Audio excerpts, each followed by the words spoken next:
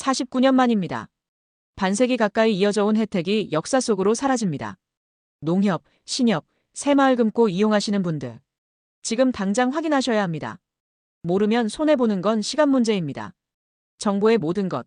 오늘도 여러분께 꼭 필요한 정보 전해드립니다. 요즘 이상한 일이 벌어지고 있습니다. 은행 직원들이 전화를 자주 겁니다. 요즘 금리 좋습니다. 지금 가입하시면 혜택 드립니다. 왜 이럴까요? 이유가 있습니다. 2025년 올해부터 큰 변화가 시작됩니다.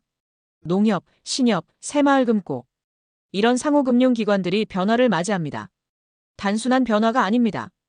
여러분이 받던 혜택이 줄어듭니다. 어떤 분들은 이렇게 말합니다. 이제 은행으로 옮겨야 하나? 도대체 무슨 일일까요? 지금부터 하나하나 풀어드리겠습니다. 먼저 알아야 할 게 있습니다. 바로 비과세 혜택입니다. 은행에 돈을 맡기면 이자를 받습니다. 그런데 이 이자에도 세금이 붙습니다. 얼마나 떼일까요? 이자소득세 14%, 농어촌특별세 1.4%, 합치면 15.4%입니다. 100만 원 이자 받으면 15만 4천 원이 세금으로 나갑니다. 그런데 말입니다. 농협, 신협, 새마을금고는 달랐습니다. 조합원이 되면 예탁금 3천만 원까지, 출자금 2천만 원까지 세금을 거의 안 냈습니다. 농특세 1.4%만 내면 됐습니다. 5천만 원을 넣어도 세금이 거의 없었던 겁니다. 그래서 많은 분들이 선택했습니다. 은행보다 이자를 더 많이 받을 수 있었으니까요. 그럼 조합원은 누가 될 수 있었을까요? 사실상 누구나 가능했습니다. 농협에 몇만 원만 출자하면 준조합원 자격이 생깁니다. 새마을금고나 신협도 마찬가지입니다. 몇만 원만 내면 회원이 됩니다. 그리고 이 자격만 있으면 비과세 혜택이 자동으로 따라왔습니다. 간단했습니다. 그래서 많은 사람들이 이용했습니다. 그런데 문제가 생겼습니다. 이 혜택을 누가 가장 많이 누렸을까요? 농민? 어민? 아닙니다. 소득이 높은 일반인들이었습니다. 최근 조사 결과가 나왔습니다. 비과세 예탁금의 80% 이상 준조합원들이 맡긴 돈이었습니다. 그리고 이들 대부분 고소득자들이었습니다. 정부가 이 점을 문제 삼았습니다. 원래 취지가 뭐였을까요? 농민, 어민을 돕기 위한 제도였습니다. 그런데 지금은 절세 수단으로 변질됐습니다. 이건 아니다 싶었던 겁니다. 그래서 나온 게 2025년 세제 개편안입니다. 핵심은 간단합니다. 농어민은 그대로. 농어민이 아닌 사람은 세금 낸다. 구체적으로 보겠습니다.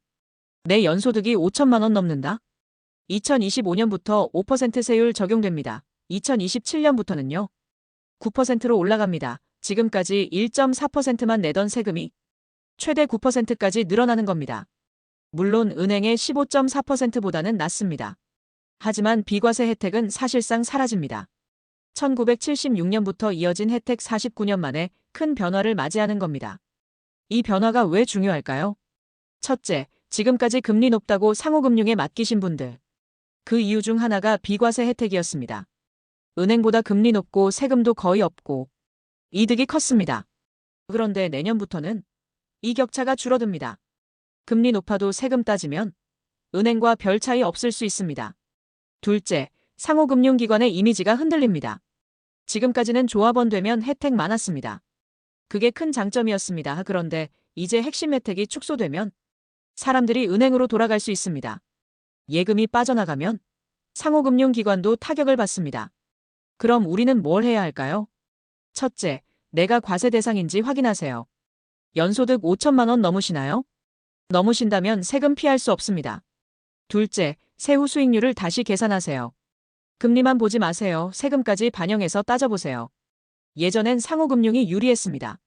하지만 이제는 은행과 차이가 크지 않을 수 있습니다. 셋째, 2027년까지가 전환기입니다. 세율이 단계적으로 오릅니다. 지금부터 2년 이 기간 동안 전략을 세우세요. 예치 계획을 꼼꼼히 따져보시기 바랍니다. 정리하겠습니다. 49년간 이어진 비과세 혜택 큰 변화를 맞이합니다. 농민분들은 여전히 비과세 대상입니다. 소득 낮은 분들도 영향 적습니다. 하지만 제도가 바뀌면 주변 흐름이 모두 달라집니다. 금융상품 조건도 바뀝니다. 은행들 경쟁 전략도 달라집니다. 그래서 우리는 미리 알아야 합니다. 미리 준비해야 합니다. 오늘 영상이 도움되셨다면 구독 버튼 꾹 눌러주세요. 좋아요, 알림 설정도 부탁드립니다. 앞으로도 여러분께 꼭 필요한 정보 알기 쉽게 정리해서 전해드리겠습니다. 다음 영상에서 더 유익한 내용으로 찾아뵙겠습니다. 감사합니다.